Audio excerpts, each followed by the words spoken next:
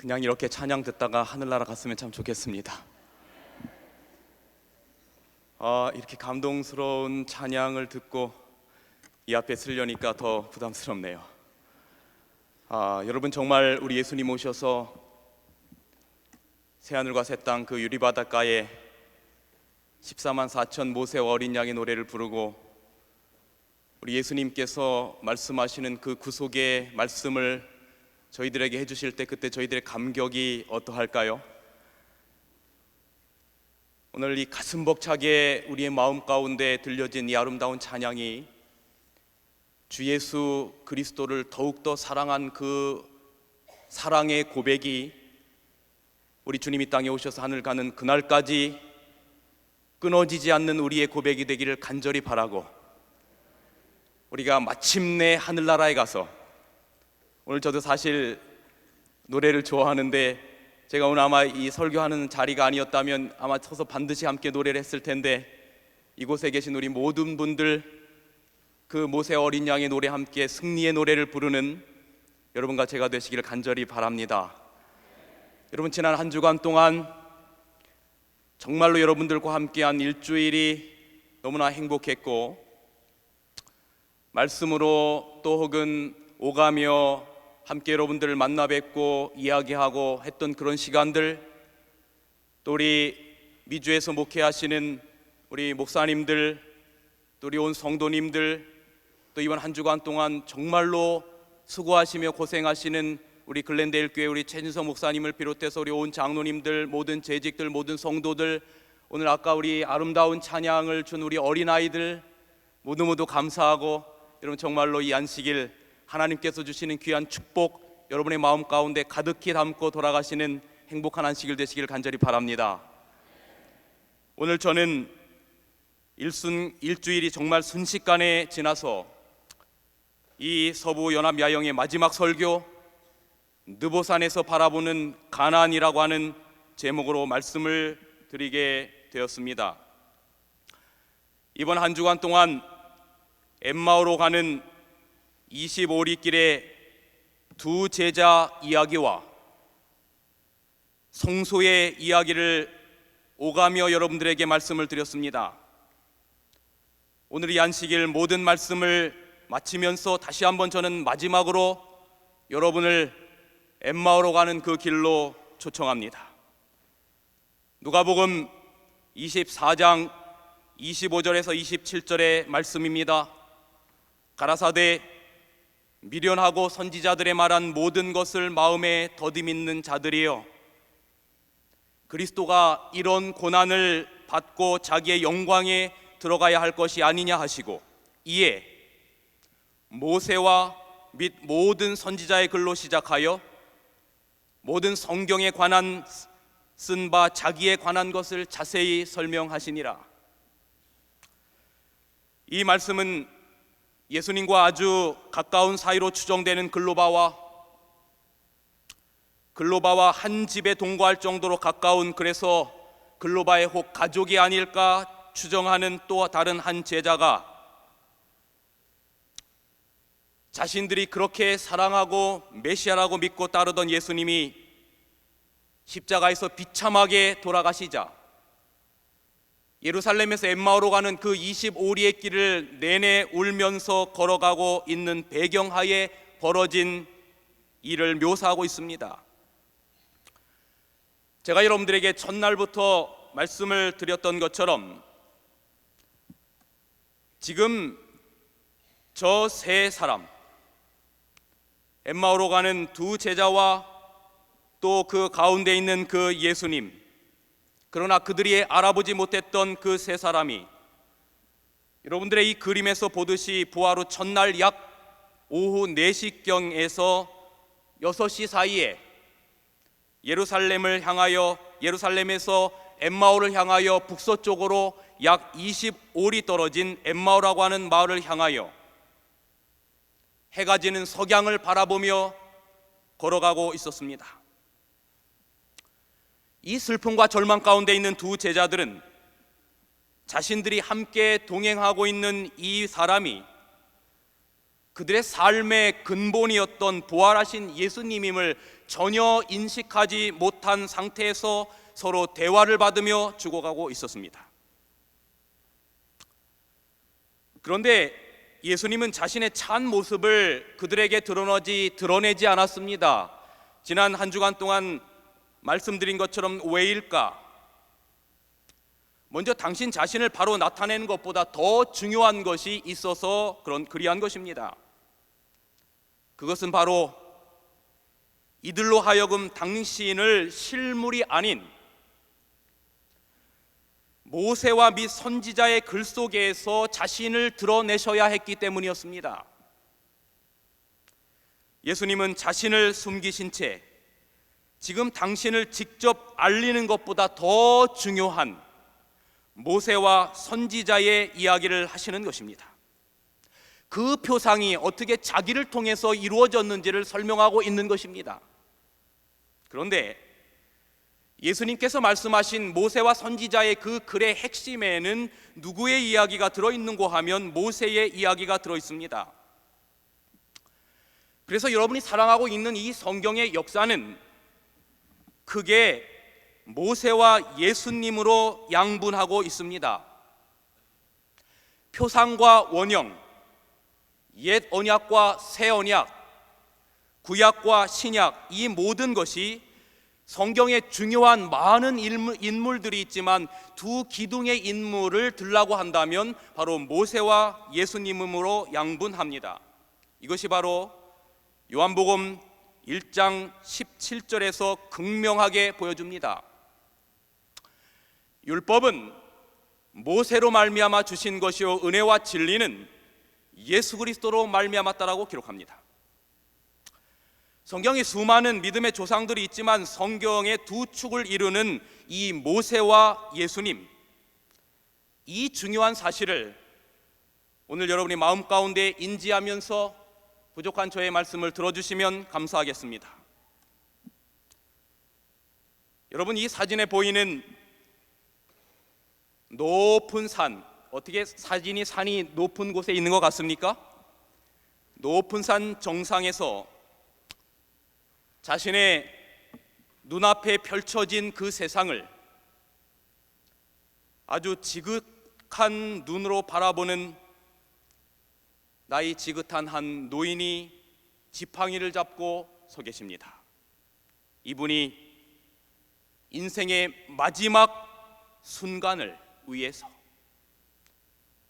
지난 120년의 인생의 모든 삶을 뒤로하고 인생의 마지막 호흡을 위해서 느보산에 선 모세입니다.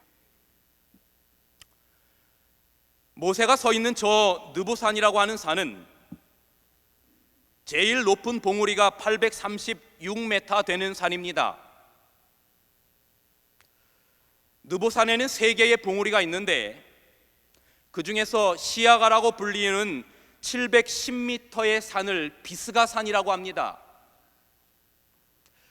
그러니까 여러분, 이 비스가산은 느보산의 3개의 봉우리 가운데 하나의 봉우리입니다.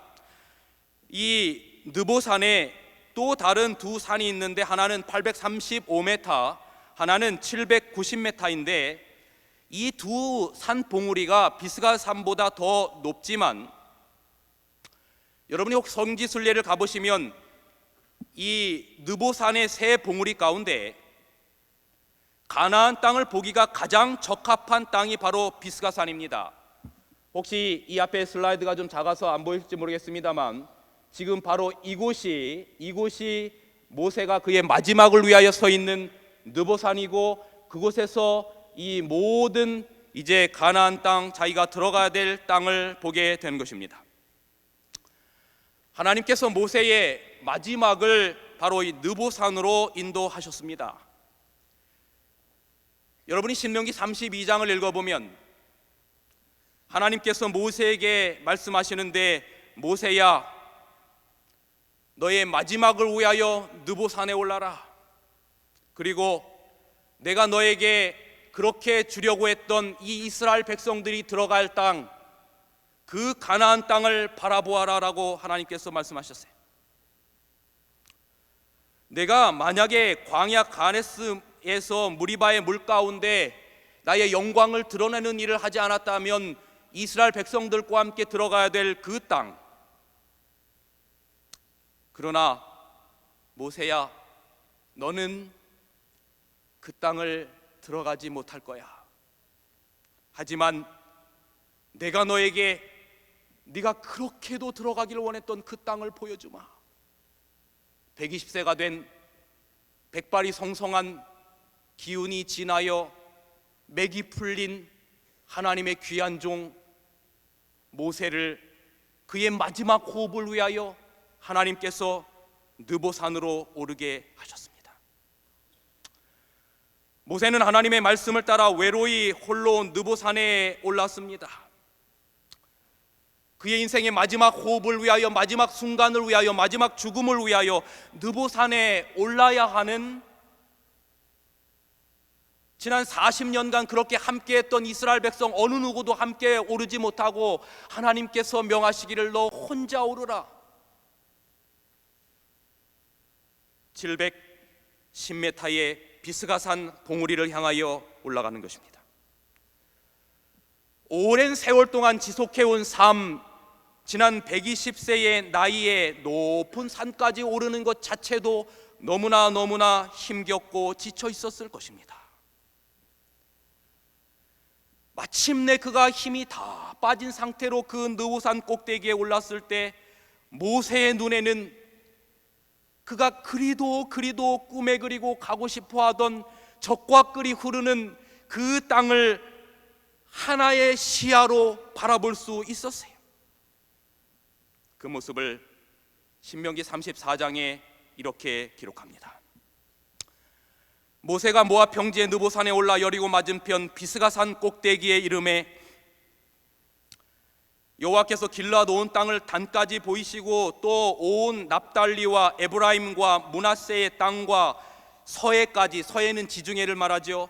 지중해의 유다의 온 땅과 남방과 종려의 성읍 여리고 골짜기 평지를 소알까지 보이시고 여호와께서 그에게 이르시되 이는 내가 아브라함과 이삭과 야곱에게 맹세하여 그 후손에게 주리라 한 땅이라. 내가 내 눈으로 보게 하였거니와 모세야 너는 그리로 건너가지 못하리라. 여러분, 모세의 마음이 어떠하리라고 하는 것을 누구보다도 잘 아시는 하나님께서 지친 모세에게 말씀하십니다. 모세야, 힘들지? 저기 보이니? 저기가 가나안 땅이야. 저 서쪽 끝에 보이는 게 지중해고 저 북쪽 끝에 보이는 게 헤르몬 산이야. 동쪽에 보이는 게 모압 공원이고 저 남쪽에는 40년간 이스라엘 백성들을 이끌고 헤매던 광야가 보이는 거예요. 그 모습을 바라본 모세의 머리 가운데는 무슨 생각이 있었을까? 하나님, 이 백성들 버리시려거든. 나의 이름을 하늘 생명책에서 지워달라고 했던 그 백성들과 함께 동거동락했던 그 40년의 광야가 눈앞에 들어오는 거예요. 저 땅이 가나안이야. 네가 그렇게 들어가고 싶어하던 땅이란 말이야. 내가 아브라함과 이삭과 야곱에게 주리라고 했던 약속했던 땅인데 내 모세야, 너는 그 땅을 들어갈 수 없는 거야. 얼마나 서운했을까요? 가나안에 들어가기 위해 지난 수십 년을 이 백성들과 동거동락했는데 하나님의 영광을 드러내지 못하는 사건으로 인해서 들어갈 수가 없는 그 심정, 그 모세가 그 비스가산 꼭대기에서 가나안 땅을 바라보며 무슨 생각을 하였을까요? 틀림없이 지나온 자기 인생의 120년의 파란만장한 삶을 되뇌었을 것입니다. 친어머니 요게벳과 양어머니 바로의 딸로부터 자신의 출생의 비밀을 들었던 시간을 떠올렸을 것이고, 친어머니로부터는 히브리의 신앙을, 바로의 딸로부터는 애굽의 학술과 정치와 경제와 군사 등 모든 영역을 다 습득했던 시간들, 민족의 아픔을 깨달아 내가 이 애굽에서 바로의 왕자로 앞으로 이 나라의 바로가 될 그런 모습으로 죄악의 낙을 누리는 것보다 하나님의 백성과 함께 고난 당하기를 선택했던 순간들,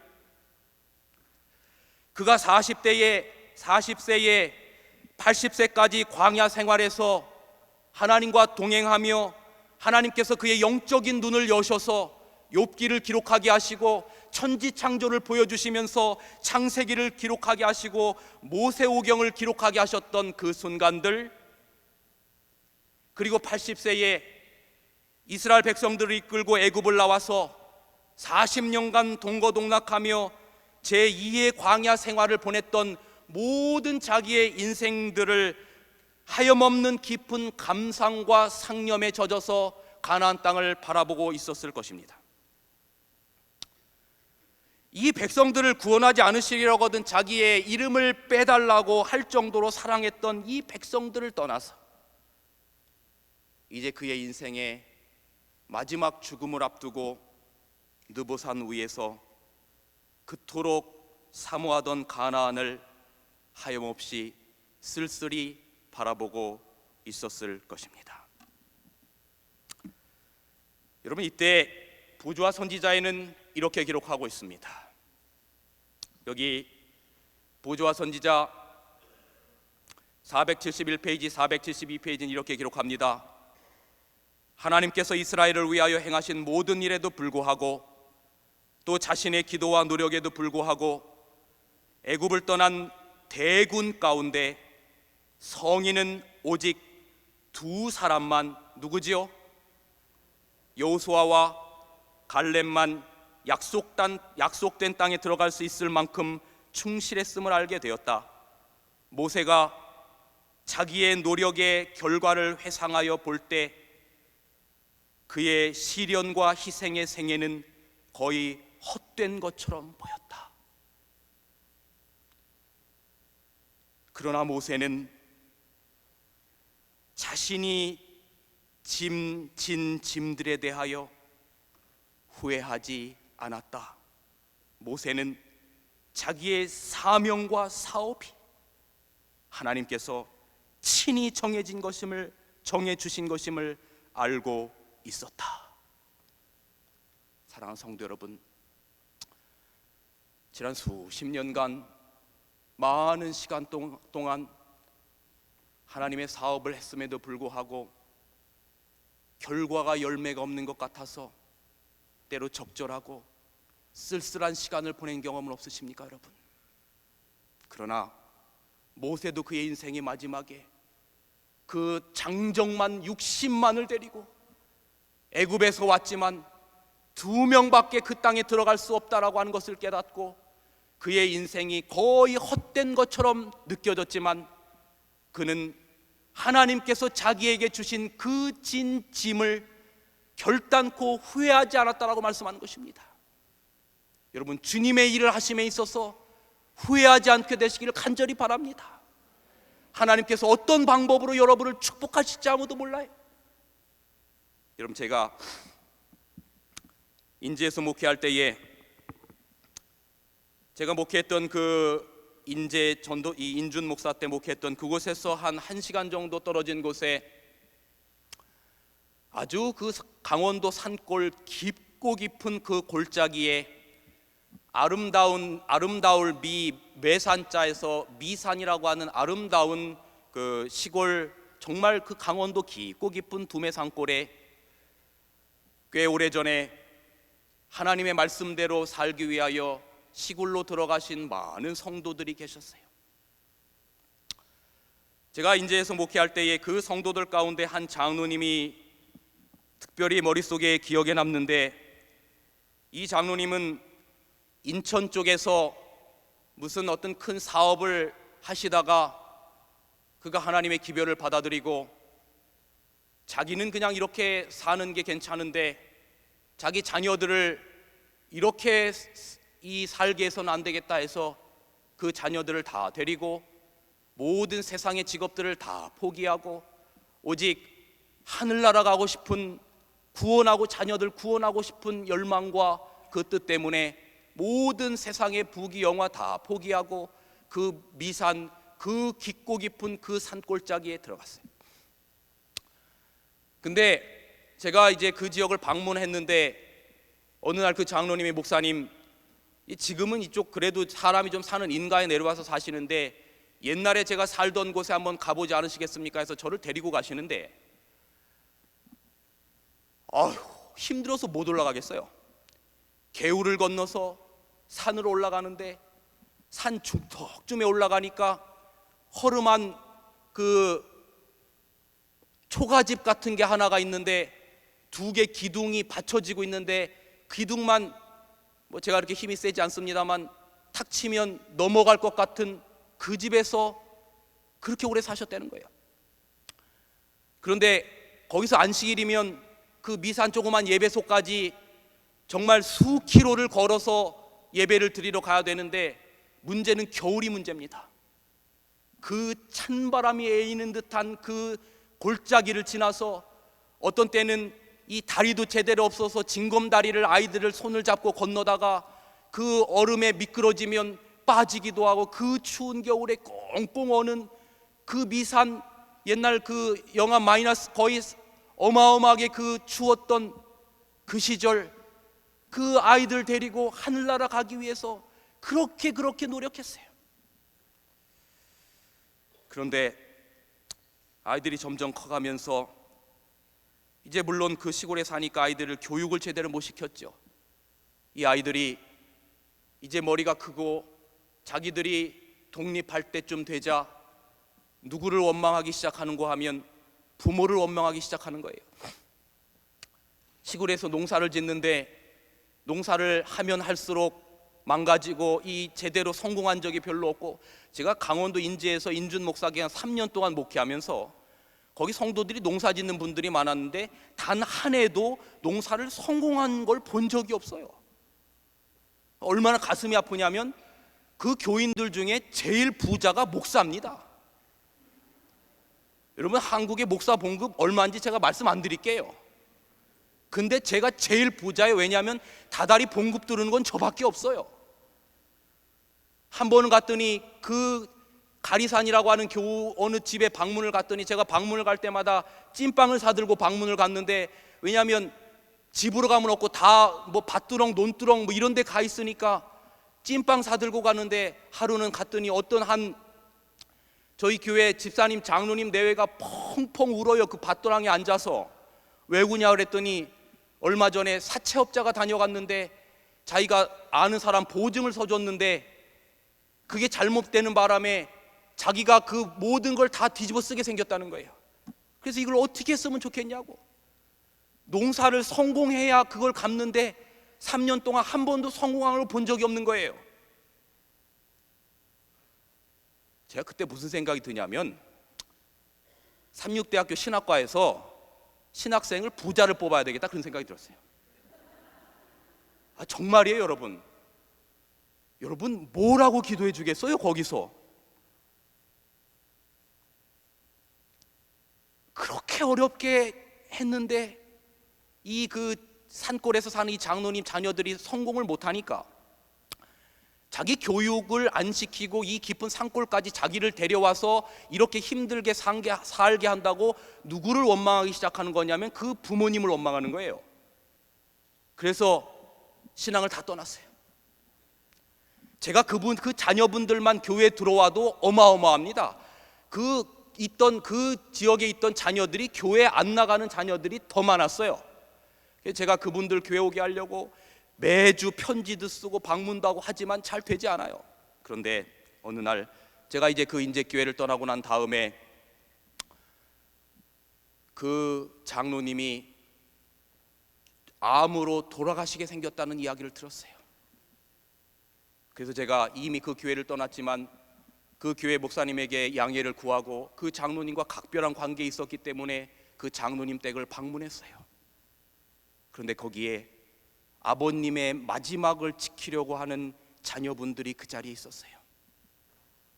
그리고 암으로 말미암아 머리서부터 발끝까지 뼈밖에 없는 정말 바싹 말라버린 힘이 없는 그 장로님이 힘겨운 입술을 떼시면서 뭐라고 말씀하시냐면, 목사님,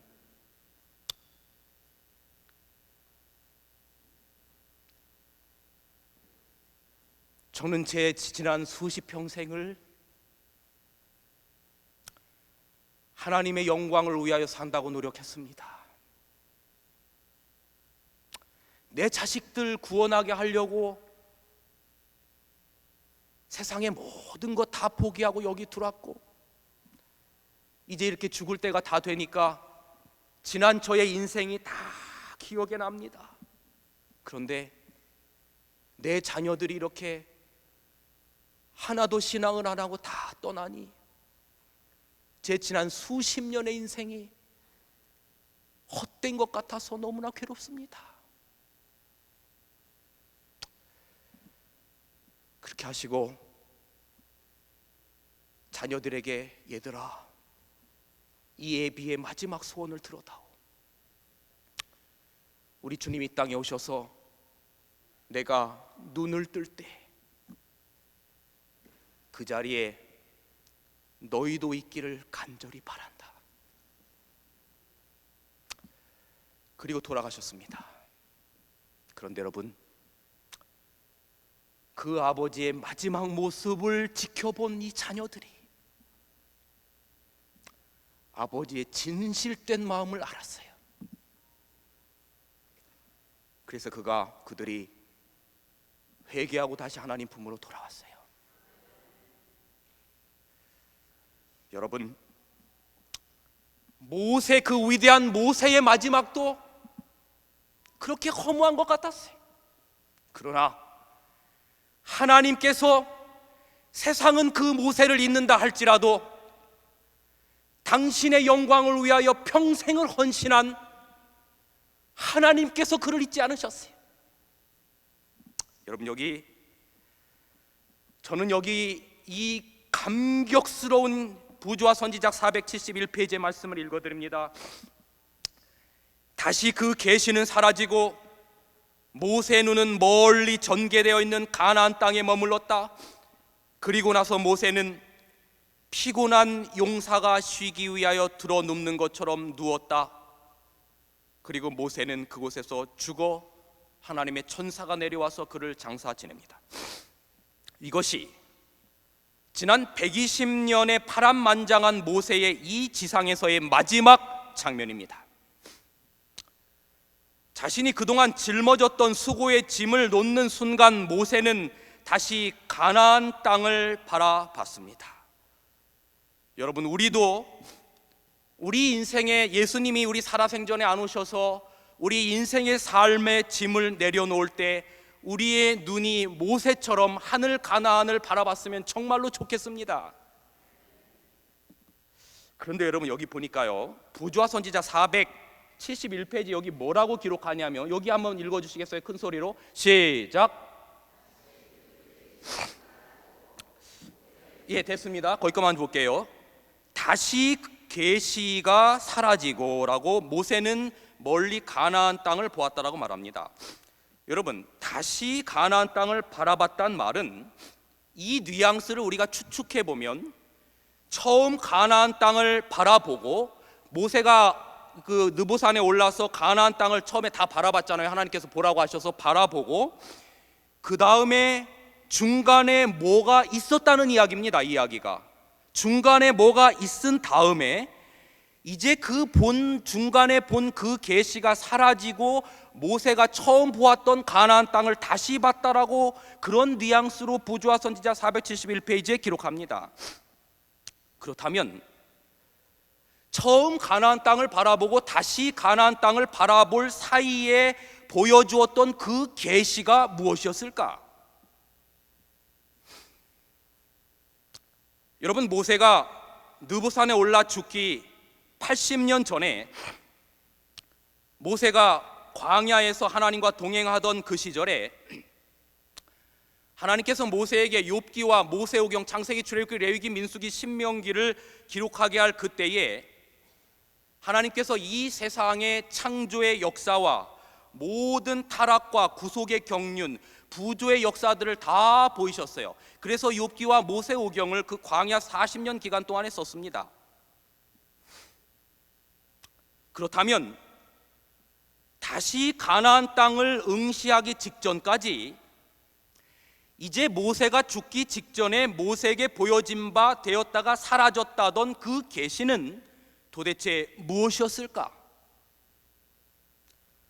부조와 선지자에서는 그 부분을 이렇게 묘사하고 있습니다. 모세는 시간의 흐름을 내려다볼 허락을 받아 구주의 초림을 바라보았다. 그는 베들레헴에서 아기로 태어난 예수를 바라보았다. 모세가 그의 죽기 전에 예수님이 태어나기 1400년 전에 예수님께서 이 땅에 초림하시는 장면을 마지막 모세가 죽기 전에 하나님께서 계시 가운데 느보산에서 보이셨어요.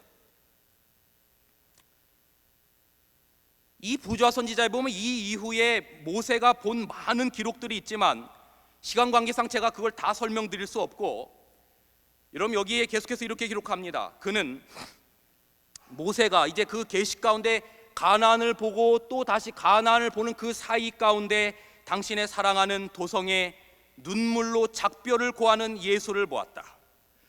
감람산에서 마지막 눈물을 훔치시는 예수님도 본 것입니다. 모세는 그처럼 하늘의 큰 축복을 받은 이스라엘 백성, 곧 그 백성을 위하여 그가 그처럼 수고하고 기도하고 희생했으며 그들을 위하여 자기의 이름이 생명책에서 도말되는 것까지라도 불사했던 이 백성들의 최후의 거절을 바라보고, 아울러 보라 너희 집이 황폐하여 버린 바 되리라는 무서운 선고를 들었을 때 그의 마음은 고민으로 찢어지는 듯 했고, 그의 눈에서는 하나님의 아들의 슬픔을 동정하는 쓰라린 눈물이 흘러나왔다. 모세가 마지막 죽기 전에 예수님께서 보여주신 계시가 뭐였냐면, 예수님이 이 땅에 초림하시는 것과 여호수아와 함께 가나안으로 들어가서 이들을 멸망하시려면 나의 이름을 하늘 생명책에서 지워달라고 했던 그 사랑했던 후손의 후손들이 자기가 그렇게 사랑하고 함께했던 예수님 메시아를 거절하고 그를 십자가에 못 박는 장면을 모세가 죽기 전에 본 것입니다. 그래서 모세의 가슴이 찢어지도록 슬펐다고 그랬어요. 여러분, 부조와 선지자를 자세히 읽어보시면 그 이후에 이스라엘의 배도의 멸망과 예수님의 초림과 예수님을 거절하고 십자가에 못 박아서서 죽이는 모습과 침 뱉고 뺨 때리고 못 박고 머리에 가시면류관을 씌이는 모습과 그 후에 예수님께서 부활하셔서 사도행전의 복음의 역사와 그리고 마침내 예수님께서 이 땅에 재림하셔서 선악간의 대쟁투가 모두 끝나고 이 구속받은 백성들이 새 하늘과 새 예루살렘에서 모세와 어린 양의 노래를 부르는 모든 광경을 모세가 죽기 전에 다 본 것입니다. 그 모든 장면을 다 본 후에 정말로 모세가 진이 빠졌어요. 그리고 용사가 피곤한 짐을 내려놓고 잠드는 것처럼 그의 마지막 숨을 거두었습니다. 시편 127편 2절에는 여호와께서 그 사랑하는 자에게 잠을 주시는도다 한 것처럼 하나님께서 당신이 그토록 사랑했던 당신의 종 모세에게 평안한 쉼을 주었습니다. 그런데 저는 이 모습 가운데 부조와 선지자나 이 성경 어디를 읽어보아도 모세가 반석 2번 잘못 친 그 사건으로 인해서 하나님께서 모세를 죄인 취급하는 장면을 어디서도 찾아볼 수 없었어요. 비록 그가 실수가 있었지만 하나님과 동행했던 그 모세의 죽음을 귀히 보셨어요. 그리고 하늘의 천사가 내려와서 직접 모세의 장례를 치렀어요.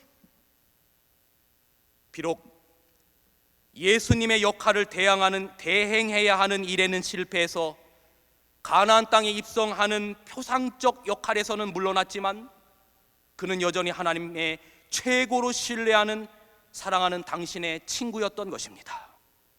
그에게 창조와 구속의 모든 경륜을 다 보여주셨던 것처럼 그 경륜이 어떻게 성취되는지도 바로 죽기 전에 다 보여주신 거예요. 그리고 여기 이사야 26장 20절, 내 백성아 갈지어다 내가 밀실에 들어가서 내 문을 닫고 분노가 지나기까지 잠깐 숨을지어다라고 말했던 것처럼 주와 주님의 양들을 위해 평생을 바친 주의 노종을 주님의 품에 잠재웠던 것입니다. 사랑하는 여러분, 시편 116편 15절에 보면 성도의 죽는 것을 여호와께서 귀중히 보신다고 했어요. 여러분, 우리가 이 땅에서 그리스도를 위하여 살다가 혹 우리 살아생전에 예수님 오시지 않으면 그리스도 안에서 다시금 부활의 인을 보장받고 그리스도 안에서 잠든다라고 하는 것처럼 더 큰 축복이 없는 것입니다. 그래서 우리가 예수님을 믿고 살아간다는 건 얼마나 놀라운 일인지 몰라요. 여러분, 그런데 이제 저의 퀘스천은 이겁니다. 이제 남은 시간 동안 이 이야기를 드리고 오늘 모든 말씀을 마치려고 합니다. 그런데 이제 조금 있으면 죽을 모세입니다.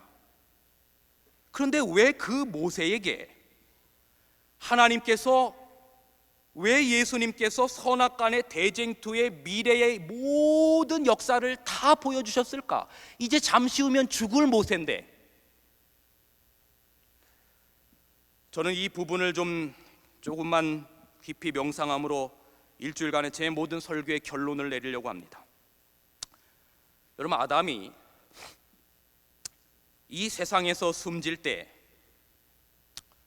제가 전에 드렸던 말씀처럼 자식이 자식을 죽이는 끔찍한 모습을 실제로 보아야 했고, 이 죄악의 세상을 거의 930년, 1000년을 살아가면서 그는 죄악의 고뇌로 말미암아 기가 꺾였다 했어요.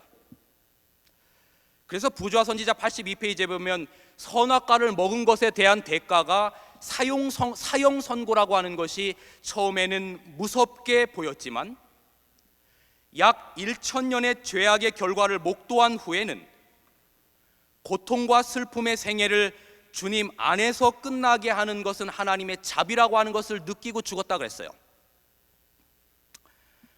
이 부조화 선지자 67페이지에 아담에 관련된 이런 놀라운 기록이 있습니다. 그리하여 에덴에서 하나님께서 죄에 대하여 선고를 내리신 때로부터 홍수 때와 더 나아가 하나님의 아들의 초림까지 인류 역사에 있어서 중대한 모든 사건들이 아담에게 계시되었다 그랬어요.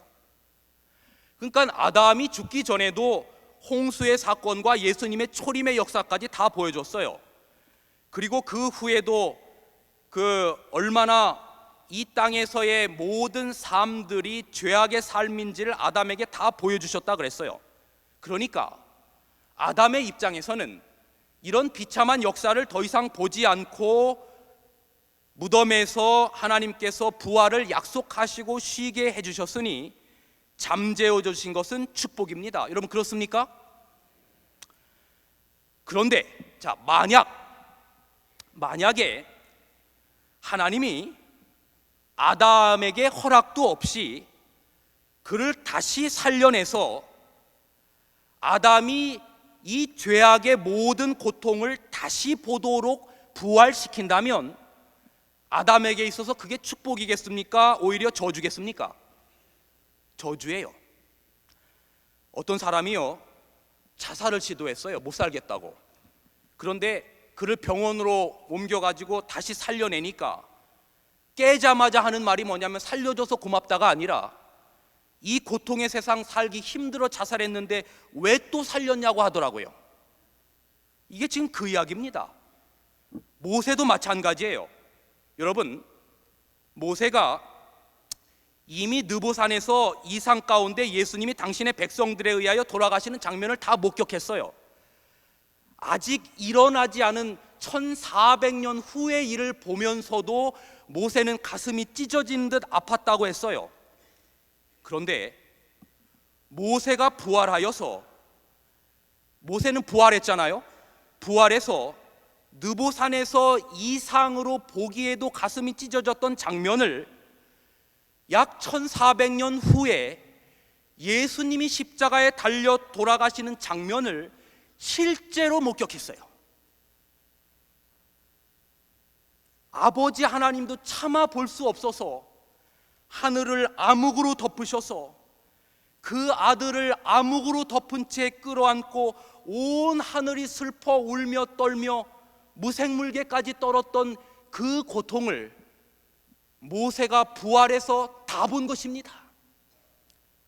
여러분, 사랑하는 사람들이 사랑하는 사람을 죽는 것을 보는 것보다 더 큰 고통이 없어요. 그래서 부모님들이 무슨 얘기하냐면, 내가 더 오래 살면 자칫 잘못하면 내 자식 앞세우겠다는 게 제일 큰 걱정이에요. 저희 외증조 할머니가 자식을 먼저 앞세우셨어요. 외증조 할머님의 그 자녀분 저희 할머니와 돌아가신 신명수 목사님, 자녀를 먼저 앞세웠어요. 그 모습을 보면서 내가 왜 죽지 않고 자식 먼저 죽는 모습을 보나 얼마나 통곡했는지 제 기억이 아직도 선해요. 세월호 부모들이 지난주에 말씀드린 것처럼 그렇게 가슴을 치는 이유가 뭐냐면, 저 앞에 불과 몇십 미터 앞에 자식들이 물에 빠져 죽어가는데 엄마 아빠 살려달라고 카톡이 오는데 자식이 죽는 모습을 그대로 보는 부모의 심정이 정말로 미치는 거지요. 그 모습을 모세가 부활해서 다 본 겁니다.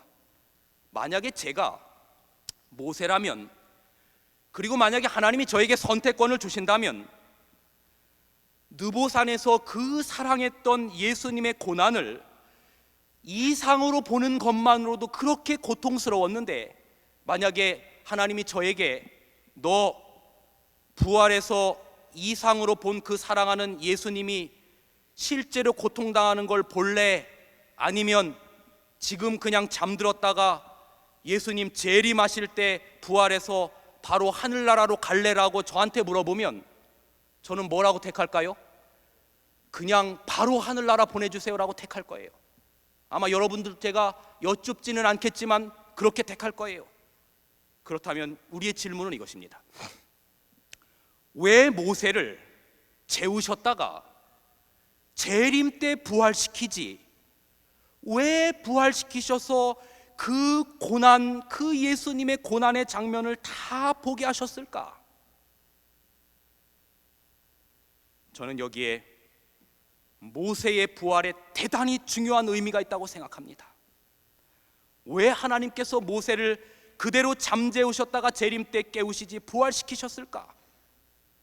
저는 이렇게 생각해 봤어요.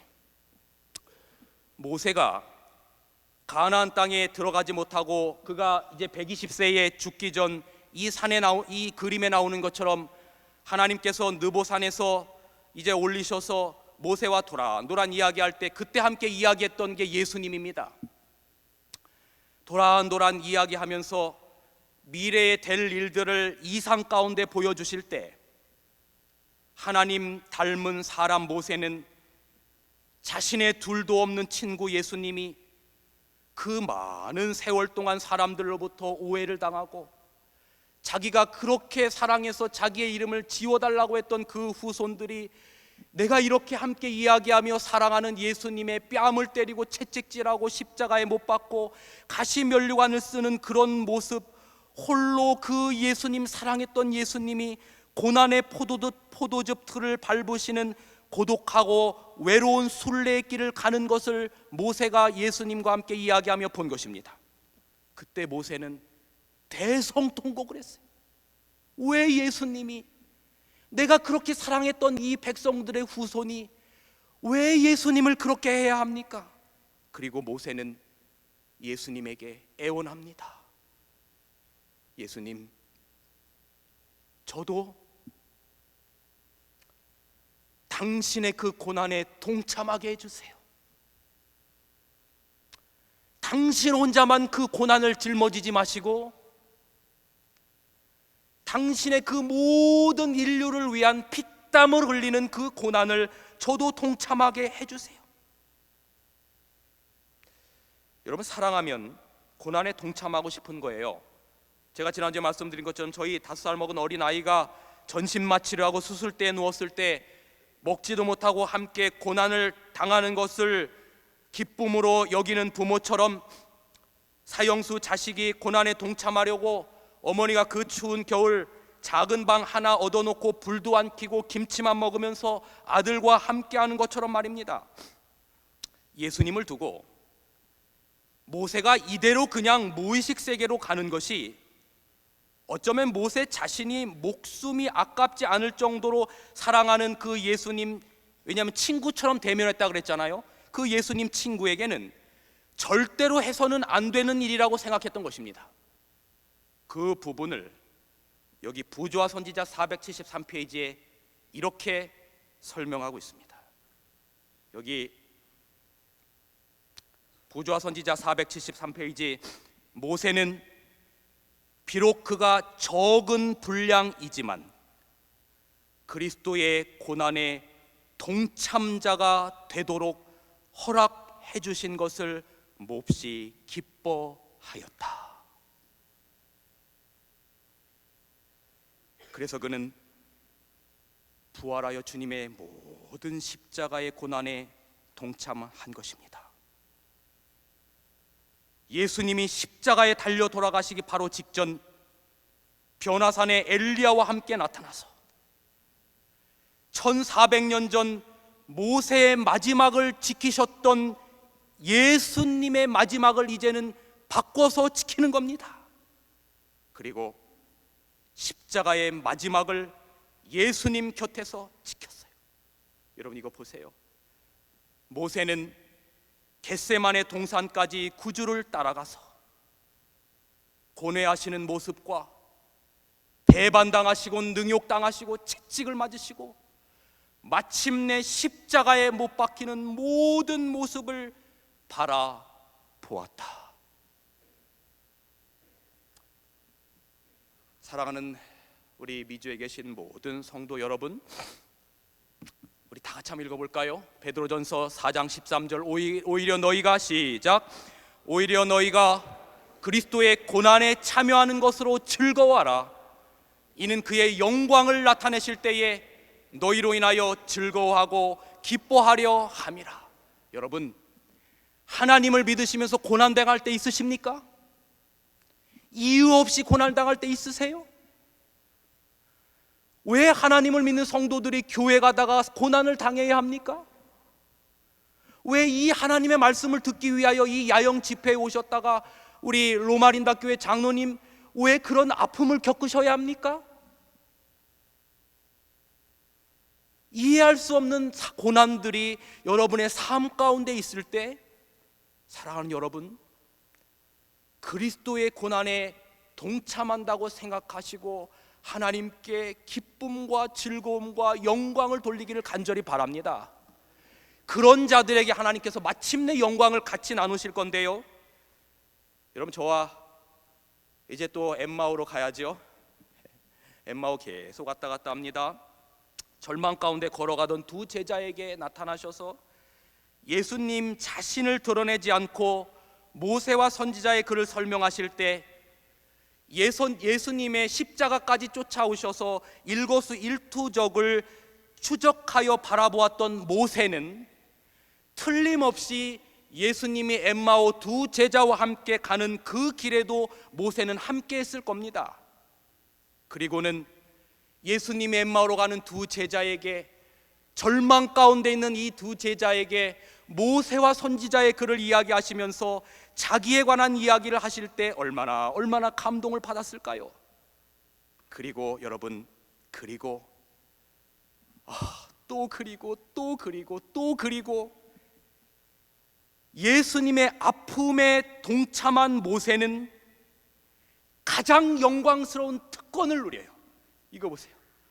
저는 정말 이 말씀이 저의 마음을 얼마나 감동을 줬는지. 제가 어젯밤에 새벽 2시까지 잠을 안 잤어요. 오늘 여러분들에게 드릴 말씀들을 다시 한번 묵상하고 다시 한번 묵상하고, 오늘 아침 새벽에 일어나서 다시 한번 묵상하느냐고. 제가 어젯밤에 거의 잠을 자지 못했지만 이 말씀이 저의 마음에 감격을 주는 것은 이겁니다. 그러나 보세요. 그러나 모세는 그 절망을 보고 난 다음에 다시 눈을 들어 그리스도께서 승리자로 무덤에서 나오시고 그를 찬미하는 천사들의 옹의를 받으며 사로잡힌 한 무리를 인도하여 하늘로 승천하는 것을 보았다. 그는 빛나는 하늘 문들이 그리스도를 영접하기 위하여 열려있는 광경과 하늘 천군들의 승리의 노래로 저희의 사령관을 맞이한 것을 보았다. 그리고 모세는 자기 자신도 구세주를 수행해서 그를 위하여 영원한 문들을 12무리 중에 영원한 문들을 이제 올라갈 때 문들을 여는 이야기가 시편에 나오잖아요. 영광의 문들아 열릴지어다, 그렇게 나오잖아요. 그 문을 열 무리 중에 자기가 한 사람임을 보았다. 예수님이 사령관으로 다시 하늘로 올라오시는 그 하늘의 문을 여는 곳에 누가 함께한 것입니까? 모세가 함께한 거예요. 사랑하는 여러분, 이 영광의 자리에 주님과 함께 믿음 때문에 고난당하는 사랑하는 성도 여러분이시여, 모세와 똑같이 우리들에게도 그러한 영광을 허락하실 주님이 계시다는 사실로 인해서 이 힘들고 어려운 이민 생활 용기 내시며 살아가게 되시길 간절히 바랍니다. 저 이제 말씀을 줄이면서 제가 아이아스에서 공부할 때 경험했던 하나의 이야기를 좀 들려드리고 말씀을 마치겠습니다. 제가 아이아스에서 한 수업의 일환으로 인도 임팔이라고 하는 곳에 이제 외국인 교수님들과 친구 하나와 함께 한 보름 정도의 선교 여행을 떠났습니다. 여러분이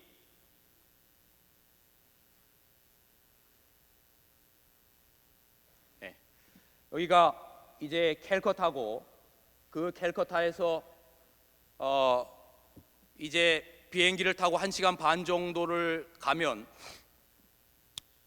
아주 그 밑에서부터 차로 산 꼭대기까지 3시간 반 정도를 올라가면 그 산 꼭대기에 긴 그 산 능선을 따라서 소수 민족들이 사는데 인도 사람들입니다. 그런데 여러분, 여기 이빨을 드러낸 잘생긴 사람이, 눈 작은 사람이 누구예요? 저고요. 옆에는 같이 갔던 친구 가운데 하나인 모세라고 하는 친구. 요게 거기 주민들인데 생긴 게 저랑 똑같이 생겼죠. 여러분, 인도 사람 하면 떠오르는 그런 생김새가 아니죠. 여기는 소수민족인데 몽골리안 계통의 사람들이 삽니다. 그런데 여러분, 아멘 할 준비하고 계세요. 제가 이런 말 안 하는데 그 산 꼭대기 전기도 안 들어와요. 일주일에 한 번씩 자가발전을 돌려서, 근데 여러분 놀라운 건 거기까지 한류 열풍이 있어서 일주일에 한 번씩 자가발전을 돌려서 전기가 들어올 때 뭐 보냐면 한국 드라마를 봐요. 저한테 Do you know rain 그래가지고 나는 왜 비를 아냐 그랬더니 그게 가수 비를 얘기하는 거예요. 그다음에 뭐 커피 프린스 아냐 막 이런 얘기를 하는데 안 봤는데 그냥 봤다 그랬어요. 근데 여러분, 이게 학생 같죠? 학생인데 그 산골짝 깊고 깊은 곳에 이게 삼육학교입니다. 그러니까 제가 아멘할 준비하라고 드렸잖아요. 이게 삼육학교라니까요. 여러분, 인도의 주종교는 힌두교인데 여기는 주종교가 기독교인데 우리 재림교회가 캐톨릭, 그다음에 메소디스트, 그다음에 우리 세븐스 애드벤티스트 처치, 우리 재림교회가 세 번째로 큰 그 지역에 여기 수만 명의 사람들이 모여 살아요. 저 보세요. 동성미술놀이방, 한국 가방들을 이렇게 중고로 세컨핸드로 수입해 와서 갖고 다니고, 하나만 보여드리면 우연일까 싶어서 하나를 더 찍은 걸 보여드릴게요. 노엘 유치원. 이렇게 한류가 여기까지도 열풍인데, 어느 날 한번 제가 이제 한국 사람이라고 하는 걸 알고 뭐 이상한 풀뿌리를 캐와가지고 저한테 하는 말이 뭐냐면 Is this mountain ginseng? 그래요. 이게 산삼이냐고 물어봐요. 그래서 제가 산삼을 먹었게 생겼습니까? 안 먹었게 생겼습니까? 제가 산삼 먹었으면 몸무게가 이거밖에 안 나가겠어요? 이게 또 잘못하면 또 저희 부모님을 욕하는 얘기가 되네. 취소. 근데 여러분, 산삼을 본 적도 없는데 어디서 봤던 게 기억나냐면 옛날에 만화에서 봤던 게 기억이 나요. 그래서 만화 때 봤던 그림을 그려가지고 꼭대기는 빨간 열매로 이렇게 빨간 색깔을 칠해서 이런 게 산삼이니, 근데 기후가 비슷해서 산삼이 있을 것도 같아요. 그래서 자, 이렇게 생긴 거 뽑아서 드시라고 이렇게 얘기한 다음에 나중에 이제 제가 다시 아이아스로 돌아와서 인터넷을 켜서 실제 산삼의 사진을 보니까 잘못 그려졌어요. 엉뚱한 뿌리를 먹고 산삼이라고 생각하지 않을까 걱정이 되는데, 여러분 이 사진을 보세요. 이 사진 보고 좀 뭐가 이상하지 않으세요? 이런 짐을 누가 져야 합니까? 주로 남자가 져야 되는데, 제가 하도 희한한 건 첫날 3시간 반을 이 임팔이라고 하는 곳으로 올라가는데 이 여자는 앞서서 저렇게, 이 뒤에는 뭐가 됐냐면 이렇게 끈으로 돼 있어 바스킷, 대나무로 만든 바구니예요, 바구니. 그런데 남자는 뒤에서 강아지 마냥 졸랑졸랑 쫓아가요. 하도 희한해가지고 잠깐 차를 세우라고 한 다음에 2분 좀 오라고 해서 제가 사진을 찍었거든요. 근데 여러분 여기 보세요. 힘든 거 다 누가 하나? 우물이 없어요. 그래서 한 2시간 정도 내려가면 거기에 뭐가 있냐면 옹달샘이 있는데 거기에 하루에 2번씩 여자들이 물을 길러서 와야 돼요. 남자들이 안 하고 여자들이 합니다. 힘든 건 다 여자고 남자는 뭐 하냐면 강아지 마냥 졸랑졸랑 쫓아다녀요. 제가 이때 가서 보고 결혼한 걸 얼마나 후회했는지 몰라요.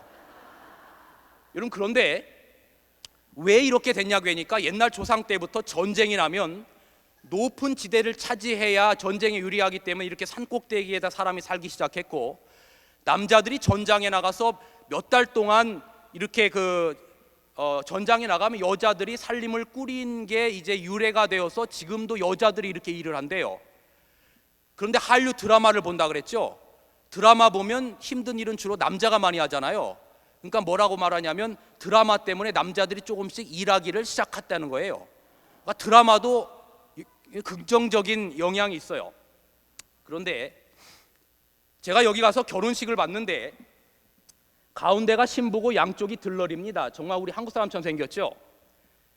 이제 제가 아까 모세라고 하는 친구와 함께 여기를 이렇게 쫓아갔는데, 신랑 아버지고 이제 신부인데 저는 자기들하고 똑같이 생겼기 때문에 외국인인지 모르는데 이 모세라고 하는 친구가 검기 때문에 외국인이라고 하는 걸 알고, 여기가 영국의 식민지 지배를 받아서 영어를 다 사용합니다. 자기의 본토 말도 하지만 영어로 말을 해서 우리가 알아들었는데 뭐라고 말하냐면 너 며느리 이제 우리 집에 웰컴이다. 근데 여기는 아들을 결혼시키면 아버지가 자기의 집을 주고 나가야 합니다. 그러면서 이제 이 며느리에게 뭐를 주는데, 여러분 이거 뭐를 주는 것 같아요? 아까 그 할머니가 줬던 그 뒤에 바스킷 그겁니다. 이제부터 뭐 하라고 하는 거예요? 우리 집 일꾼 하라고 하는 거예요. 그런데 제가 이제 오늘 마지막으로 호소드리고 싶은 결론의 이야기가 이 이야기예요. 그 모세라고 하는 친구와 함께 어느 한 마을로 갔는데, 이 아주머니가 그래도 이 동네는 이게 산맥이 길게 뻗어져 있기 때문에 동네마다 어디는 옹달샘에서 퍼오고 여기는 그래도 이런 펌프가 있어서 다행인데, 이 아주머니를 전도해 오라고 하려고 말을 걸었어요.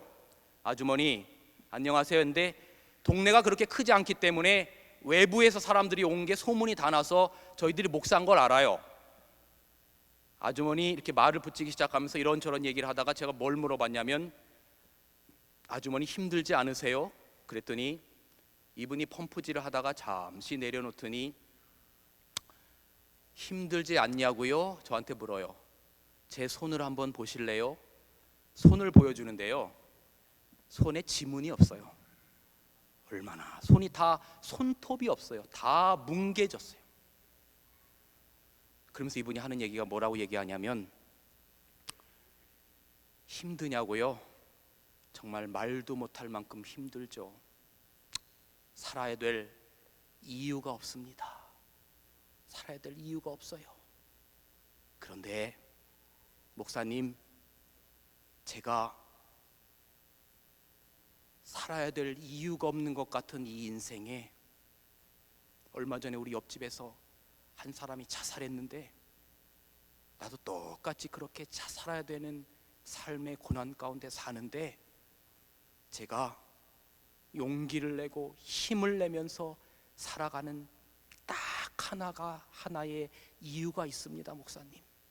그러면서요, 이분이 그 굽은 허리를 펴더니 어느 한 곳을 향하여 시선을 응시하는데, 이 여자분의 손끝이 어느 한 곳을 향하여 갔는데, 그 인생의 풍파를 다 볼 수 있는, 손톱이 다 닳아 뭉개질 만큼, 지문이 없어질 만큼 인생의 고뇌를 볼 수 있는 그 손가락의 끝에는, 여러분, 이런 글자가 있었어요. Jesus is coming soon. 예수님 다시 오십니다.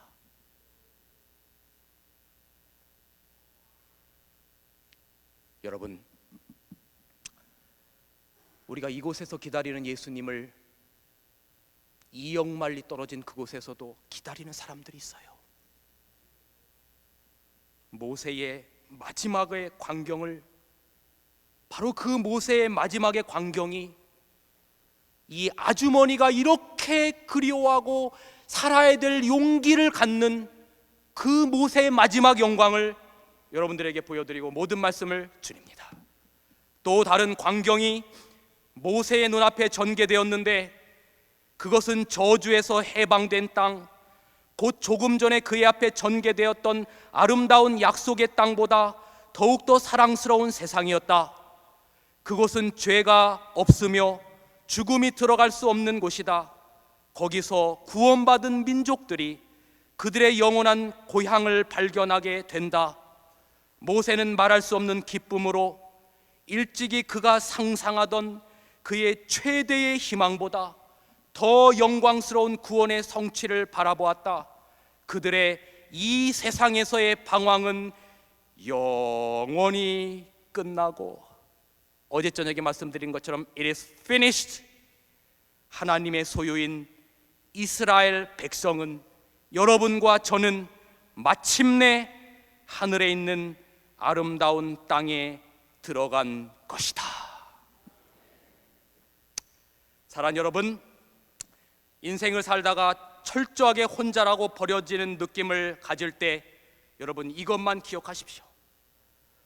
여러분이 계신 그곳은 모세가 홀로 죽은 듯이 보이는 느보산의 어떤 바위가 아니라 주님의 따스하고 포근한 품 안에 편히 잠든 느보산이라고 하는 것을 기억하십시오. 여러분이 걸어가는 길이 엠마오의 절망의 길이 아니라 눈에 보이지 않지만 예수님과 동행했던 그 길임을 기억하시길 간절히 바랍니다. 주님이 당신의 목숨보다 사랑하는 귀한 성도 여러분, 이번 한 주간 동안 부족하고 연약한 이 사람을, 이토록 고귀한 기별을 여러분 앞에 감히 전할 수 있는 그런 특권을 주셔서 정말 제가 말은 안 하지만 정말 무한히 황송하고 감사한 마음이 제 마음에 있습니다. 잠깐 후에 그때까지 우리 주님과 동행하다가 우리 하늘나라 가서 모세도 만나보자고요. 그리고 엠마오 제자들도 만나보고요. 이 자리에 계신 모든 성도들 함께 만나서 기쁨의 찬송을 부르는 그날까지 임마누엘 하나님이 여러분과 함께 하시기를 간절히 바랍니다. 여러분 정말로 고맙고 하나님께서 여러분에게 크게 축복해 주시기를 간절히 바랍니다. 여러분 감사합니다.